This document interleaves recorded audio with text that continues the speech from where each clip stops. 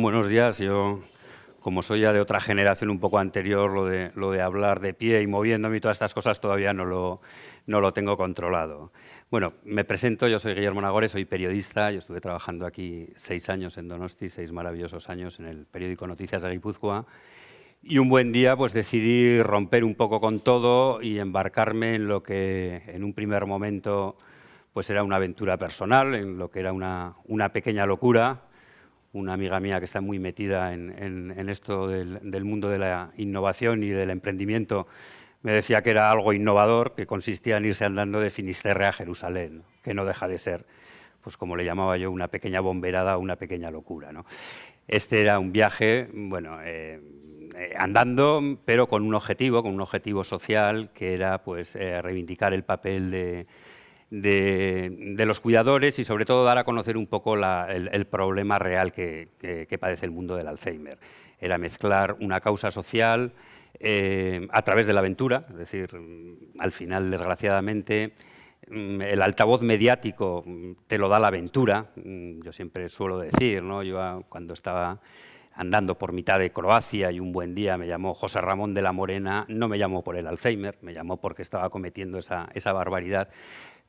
Barbaridad entre comillas, de ir andando hasta allá, pero realmente yo como periodista lo que tenía que saber es darle la vuelta y bueno, y seguirle la corriente con el tema de la aventura, pero realmente lanzar el mensaje de la situación que viven los enfermos de Alzheimer y fundamentalmente los cuidadores. Sois gente muy joven o bastante joven la que estáis aquí, probablemente el tema del Alzheimer os suene un poquito lejano, que suele ser lo habitual. El problema del Alzheimer, desgraciadamente, no son los enfermos de Alzheimer, son los millones de personas en España que hay alrededor de los enfermos de Alzheimer, de los cuidadores. Destroza absolutamente familias, destroza trabajos, destroza relaciones sociales, laborales. Estamos hablando de la pandemia del 21, con lo cual, aunque sois jóvenes, la vais a conocer muy bien, ¿no? Pero bueno, no quiero venir a hablar del Alzheimer, pero sí dejar ese apunte, porque generalmente las generaciones más jóvenes ven el Alzheimer como, bueno, esa historia que les pasa a los mayores por cuestión de edad, que es cierto, desgraciadamente es cierto, pero lo que conlleva alrededor es muchísimo más duro, ¿no? Lo que os contaba, me embarqué en esta aventura, fue por circunstancias, el origen un poco del proyecto era una aventura mía personal, una pequeña locura que tenía en la cabeza de hacer el Camino de Santiago íntegro al revés. Eso me lo inventé yo en realidad, pero si realmente yo no soy muy religioso, Santiago acabó en Compostela, que tengo mis dudas, pero bueno, si acabó en Compostela tuvo que llegar desde allá, porque en la última cena estuvo, con lo cual no hay más narices. Y bueno, me apañé una especie de camino alternativo, porque obviamente no hay referencias, hay en la parte española, en la parte francesa, algo en la parte italiana, pero no hay muchas referencias del camino. A partir de ahí pues ya fui por carreteras. Tengo que decir que llegué, no soy de Bilbao, soy de Pamplona, llegué hasta Sarajevo andando. No pude llegar más, pues porque al final tenía el dedo de un pie destrozado, literalmente destrozado. Me tuvieron que operar en Croacia y después me tuvieron que operar en Zarauz. Por cierto, me operó un podólogo de Zarauz que había seguido la aventura a través de redes sociales y tal, y me operó gratis. Y me dijo, Guillermo, no tenía solución lo de tu dedo, o sea, tenías al final el dedo desplazado de andar 4.000 kilómetros, de andar 4.000 kilómetros y punto. Como me suele decir un amigo, Guillermo, si los de la Volkswagen venden tantos coches es por algo, no le des más vueltas, ¿no? Entonces, bueno, y desde Sarajevo hasta Jerusalén sí que cogí autobuses por la parte, el camino, bueno, os lo cuento rápidamente, el camino empezó en Finisterre hasta Santiago, cogí la costa norte, porque yo hace 10 años hice el Camino de Santiago tradicional, toda la costa cantábrica, absolutamente precioso, pasé por Guipúzcoa sin llover, maravilloso y además inédito para mí. La verdad es que el apoyo que me dio la gente del Alzheimer de Guipúzcoa fue extraordinario. Pasé por Pamplona, por eso de pasar por tu casa y estas cosas, y de ahí ya cogí el camino tolosano, que se llama por todo Francia, hasta Arles. De ahí pasé por mitad de los Alpes, por Briançon, a la zona italiana, cogí un trozo de Vía Francígena por Turín, Vercelli, Milán, después atravesé toda la llanura padanesa italiana por Brescia, por Verona, hasta Venecia. No vayáis andando a Venecia, no se puede entrar, es imposible porque está solo pensado para coches, con lo cual tienes que andar por la autopista. Si te paran los carabinieri, pues bien, y yo tuve la suerte de que no me pararon. Yo había estado en Venecia y la verdad es que resulta mucho más satisfactorio llegar a Venecia andando desde tu casa que en avión. De Venecia subí hacia el norte, hacia Trieste. De ahí crucé por Eslovenia, un país precioso, y de ahí cogí la costa croata, por Rijeka, Split, hasta el sur de Croacia, y de ahí atravesé lo que fueron mis últimas etapas andando, pero desde mi punto de vista, las más impresionantes, que fueron las etapas de Bosnia-Herzegovina, por la zona de Mostar, de Jablanica, de Konjic hasta Sarajevo, ¿no? Bosnia es un país muy parecido al País Vasco, en montes, unos sitios preciosos, pero tienes que andar por las carreteras porque tienen todos los bosques minados a día de hoy. El 80% de la superficie de Bosnia sigue minada, con lo cual tienen un montón de muertes, fundamentalmente niños, con las minas. Y después hay un problema añadido en Bosnia, y es un país de creencias musulmanas, entre comillas, porque la verdad es que tampoco es que sean muy practicantes, pero no tienen costumbre de tener perros, ¿no? Como tenemos nosotros, con lo cual los tienen sueltos. Y como ahora quieren entrar en la Unión Europea, hay una directiva de la Unión Europea que prohíbe matar a los perros, que es lo que se hacía antes cuando había sobrepoblación de perros en nuestros pueblos, ¿no? Con lo cual estás andando por las carreteras y cada 500 metros te aparecen perros salvajes hambrientos, ¿no? La verdad es que el miedo que pasé en el viaje lo pasé en Bosnia, pero es un sitio realmente encantador, ¿no? A partir de ahí, de Bosnia, pasé a la zona serbo-bosnia, ya en autobús y en tren, a la zona serbo-bosnia, después a Serbia. De Serbia bajé a Macedonia, de Macedonia hasta Salónica, en Grecia.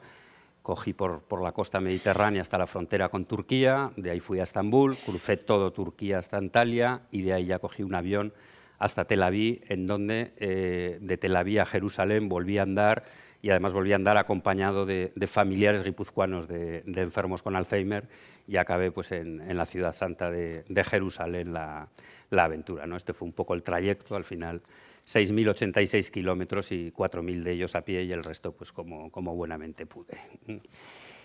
Lo que os quería comentar, porque bueno, realmente no sabía muy bien de qué hablar en este tema, y yo era un periodista clásico, por decirlo de alguna manera, ¿no?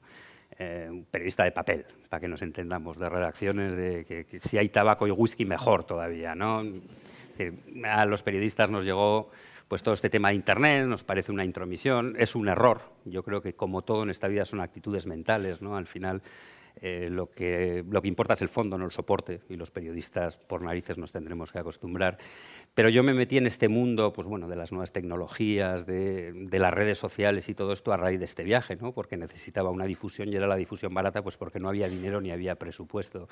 Yo hace año y medio antes de salir del viaje no tenía teléfono listo, tenía un teléfono normal y punto. Entonces, bueno, de hecho la gente que me ha acompañado en este proyecto y que ha estado por detrás, me tomaban a mí como un experimento. Y dice, bueno, si Guillermo consigue mandar historias y no sé qué y tal, yo creo que al final no es tan difícil, ¿no? Pero a lo que voy es la capacidad o la fuerza que pueden tener las redes sociales en la difusión de una causa, pues en este caso solidaria, una causa social, ¿no? No os digo nada nuevo si os hablo del ciberactivismo social, que conoceréis muchos de vosotros mejor que yo, cuando estamos hablando de todas las historias del 15M o de todo esto, pues bueno, pues estamos hablando de esto, o de las primaveras árabes o supuestas primaveras árabes, ¿no? Al final hay un mundo ahí que realmente yo creo que no sabemos hasta dónde va, pero lo que tenemos muy claro es que tenemos que estar allá, ¿no?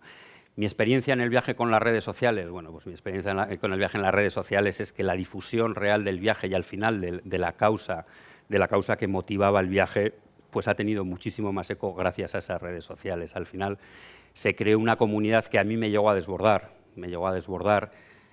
yo igual andaba 8 o 9 horas con la mochila al hombro, que vas con 15 kilos en la mochila, porque tienes que llevar el ordenador para escribir en el blog, para no sé qué, para todas estas historias.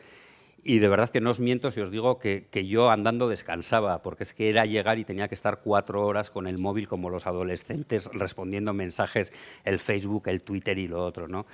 Pero era, bueno, al final lo que estaba haciendo, yo estaba viendo que estaba teniendo muchísima más repercusión, que cada vez tenía más repercusión y había que aprovechar el tirón. O sea, vamos a aprovechar esto pues como se pueda, ¿no? Con lo cual era obligatoria estar en todos estos aspectos. Las redes sociales en el viaje pues me valieron, no lo sé, desde puras anécdotas que os puedo contar, como por ejemplo llegar un día a Laredo destrozado y escribir pues una chorrada de... Al final se mezclaba un poco viaje, aventura, cachondeo, bueno, pues era un poco para que la gente se enganchase, no sé si escribía algo, joder, necesito que una ucraniana me dé un masaje, no sé, escribía algo similar, ¿no? Porque llegaba muy roto. Bueno, pues a los 5 minutos me llamó al móvil un chico de Laredo, no era ucraniana, era un chico de Laredo, bueno, pues que pasaba por donde estaba pues para darme un masaje, ¿no? Porque lo había puesto en el grupo de Facebook, estaba siguiendo el viaje y bueno, pues automáticamente eso. Yo en Italia, por ejemplo, dormí todos los días alojado en casas, en todo tipo de lugares, gracias a las redes sociales. Se creó un grupo en Facebook que lo empezaron creando pues los colegas, 50, ahora en este momento hay 2.700 personas en ese grupo y bueno, yo no conocía a nadie, yo llegué a Bérgamo, me trataron allá como un rey y a partir de Bérgamo hasta Trieste me crearon una red como la red esta de la resistencia francesa contra los nazis, absolutamente igual. O sea, había una chica que era Rosangela Rossi Crespolini que me mandaba a las 12 del mediodía un mensaje, Guillermo, ¿a dónde llegas? Pues a Brescia, pues vía Roma 12 te está esperando Sandra Piazza. Entonces yo llegaba allá, el peregrino, no sé qué, tal. Te daban de comer, te daban la cama y seguías. Y eso fue a través de las redes sociales, ¿no? Tengo otra anécdota, anécdotas. Uno de los momentos más complicados del viaje fue cuando atravesé la frontera entre griegos y turcos.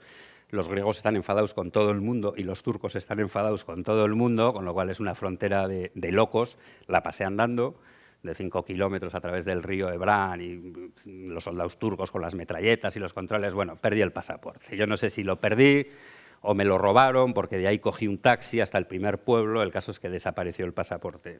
El problema es que yo ya había quedado en Tel Aviv con la gente guipuzcoana que iba a acompañarme en las últimas etapas, ¿no? Entonces, yo necesitaba un pasaporte. Lo que te puede hacer, fui al consulado de Estambul, primero pasé, no perdáis el pasaporte en Turquía, de verdad, no perdáis el pasaporte en Turquía porque tuve que pasar por 6 comisarías para conseguir la denuncia. No quieren, aunque te roben el pasaporte, no te han robado, ya está, no te quieren hacer nada para que no le suban las estadísticas, porque también están intentando en la Unión Europea, entonces quieren tener las estadísticas bajas y tienen un problema mayor, es que tienen un sector policial, y ahora lo podréis estar viendo en los medios de comunicación, bueno, tiene un sector policial muy antiguo, unas comisarías muy siniestras, de gente que no habla ningún idioma más que turco, con lo cual los chavales jóvenes o los policías becarios que están en la puerta, esos te tienes que camelar para conseguir que te admitan la denuncia frente a los que están todos con sus bigotes. Escribí un blog que parecía la Real Sociedad de los años 80, porque eran todos clavados. Bueno, al final, después de seis comisarías, conseguí presentar la denuncia, que era el paso previo para llegar a la embajada y que me dieran un nuevo pasaporte. El problema es que por valija diplomática los pasaportes digitales actuales tardan casi un mes y yo no tenía todo ese tiempo, porque después iba a Israel y en Israel con un pasaporte que no sea digital no entras directamente. Entonces, pues bueno, yo ya vi que aquello, claro, los guipuzcoanos ya habían cogido los viajes, los hoteles, o sea, se montaba un Cristo enorme. Y escribí en Twitter, ya para entonces había muchísima gente siguiendo la historia del viaje a través de todos los... Y escribí un tuit, estos desesperante, bueno, poniendo un poco a parir a las instituciones y todo esto. Realmente la gente en el consulado se portó extraordinariamente bien. Y me fui a dormir porque pensaba, a ver qué hago ahora, dándole vueltas, bueno, igual tengo que coger un avión, volver a España, en el mismo aeropuerto, conseguir un pasaporte y entonces volver. Bueno, era todo una historia bastante complicada. Y las redes sociales, y es a lo que iba. Yo me levanté a la mañana siguiente y en Twitter pues igual tenía 130, 140 menciones. Se había montado un pollo en Twitter espectacular habían empezado a llamar diputados navarros, el gobierno vasco, la delegación del gobierno en Navarra. Bueno, se había montado un lío espectacular de gente pidiendo que me dejasen. Creo que aquellos días además se le perdió a algún jugador del Barcelona, no sé si a Cés o a Fábregas, que se lo habían dado en 10 minutos. Pues, un jugador del Barça, pues en 10 minutos, entonces todo Dios lo empezaba a comparar, ¿no? Claro, a Fábregas tal, y este porque va con el Alzheimer, no sé qué tal. El caso es que a los 15 minutos me llamaron del consulado español diciendo que me pasase, que ya me lo habían solucionado, y me lo solucionaron mandándome al consulado israelí para que me dieran un visado especial. Los israelíes un visado especial se lo dan al hijo de Abraham, no se lo dan a nadie más. Y aquello, pues bueno, pues conseguí que me diesen ese visado especial y bueno, con mi pasaporte, con el pollo que monté, como me decían, pues bueno, pues conseguí entrar sin ningún problema a Israel, que había estado en otra ocasión en Israel, que siempre tienes problemas, y ahí no tuve ningún problema. Y al final fue la repercusión y la fuerza de las redes sociales. A lo que voy es que en cualquier causa, y creo además que las causas sociales o las causas solidarias, realmente la importancia de las nuevas tecnologías, del emprendimiento, de todo esto nuevo que se está moviendo, es fundamental. Lo hemos visto en momentos anteriores, lo estamos viendo ahora, se está cociendo mucho ahí y bueno, tiene la facilidad de que al final es un soporte relativamente barato para otros soportes de difusión pública, como eran los antiguos, de donde vengo yo, ¿no? Los medios de comunicación tradicionales, y yo creo que es fundamental para cualquier tipo de activismo social o de ciberactivismo, como le queráis llamar, pues bueno, pues todo el uso de las redes sociales. Yo ya os digo, yo cuando empecé había un grupo en Facebook, eran 80 personas, ahora hay 2.700 personas, muchos se metían por el tema de la aventura durante el viaje, entonces había que jugar con esa mezcla de temas serios y de temas ligeros, ¿no? de bromas cuando estás perdido en un hotel en Jablanica con temas más serios, pues cuando entrevistas a una persona y te cuentan pues como un señor de 75 años, con 75 años, por ejemplo, pues bueno, pues un buen día se apuntó al gimnasio a hacer pesas con los chavales de 20 años a musculación, ¿no? Y cuando le preguntaron que por qué se apuntaba al gimnasio para hacer musculación, pues les contestaba que era para cuidar a Isabel, ¿no? Isabel era su mujer, que estaba enferma de Alzheimer en situación terminal. La gente en situación terminal de Alzheimer puede estar 2 años postrada en la cama, pero hay que levantarles para cuidarles, para asearles, para cualquier historia. Y este hombre tenía 75 años, lo cual estaba perdiendo fuerzas y, bueno, ni corto ni perezoso, pues se fue al gimnasio y con los chavales de 20 años, evidentemente pasó a ser el rey del gimnasio a raíz de entonces. Pues con 75 años estuvo 5 años todos los días haciendo musculación pues para poder cuidar a su mujer, ¿no? Entonces tienes que mezclar lo que es un poco lo más ligero, lo más mundano, las batallas del pasaporte en Estambul o de las ucranianas y los masajes con la parte más seria de la reivindicación social, y ese era un poco el objetivo del proyecto. Y yo voy a acabar, porque no sé qué más contaros. A mí me hubiese gustado más preguntas y estas cosas, y así hablo menos. Yo soy un poco vago, aunque haya andado 4.000 kilómetros, soy un poco vago de naturaleza. Nada más, muchísimas gracias.